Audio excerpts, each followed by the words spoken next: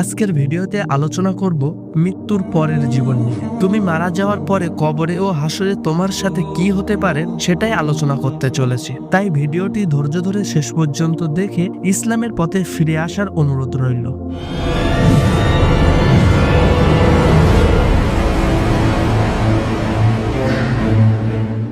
আসসালামু আলাইকুম ওয়া রাহমাতুল্লাহি ওয়া বারাকাতুহু। প্রিয় দর্শক, চলো ভাই দিনের পথে পরিবারে আপনাকে স্বাগত। আশা করি মহান আল্লাহ তাআলার অশেষ রহমত ও মেহেরবানিতে আপনারা সুস্থ ও ভালো আছেন।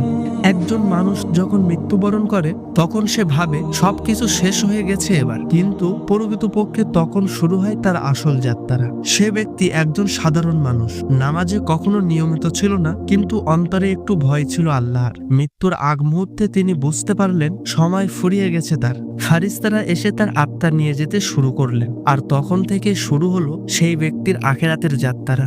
কবর ছিল তার প্রথম গন্তব্য। তাকে জিজ্ঞাসা করা হলো, তোমার প্রভুকে? সে ব্যক্তি চুপ করে রইল, কারণ জীবন দশায় সে আল্লাহকে চিনলেও তার জন্য কখনো জীবন কাটায়নি। কবর তার দিকে তেড়ে আসে, পাপ কাজগুলো ভয়ানক রূপ ধারণ করে। সৎ আমল ছিল খুব কম, তাই সহায় হয়ে ওঠেনি কিছুই। এরপর আসে হাসরের ময়দান। সূর্য মাথার এক হাত উপরে, প্রত্যেকেই নিজেকে নিয়ে ব্যস্ত।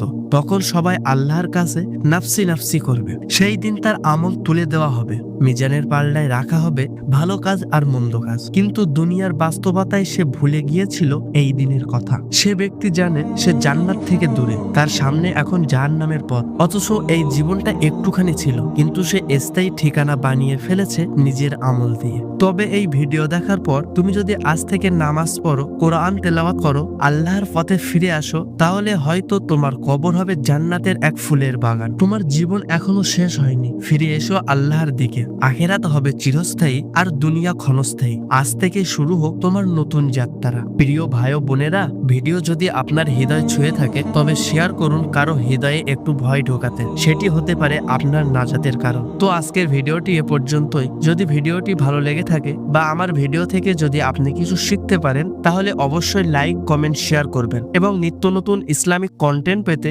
আমাদের চ্যানেলটি সাবস্ক্রাইব করে পাশেই থাকবেন। দেখা হচ্ছে আরেকটি নতুন কোনো ভিডিওতে। ততক্ষণ পর্যন্ত ভালো থাকুন, সুস্থ থাকুন। আসসালামু আলাইকুম ওয়া রাহমাতুল্লাহি ওয়া বারাকাতুহু।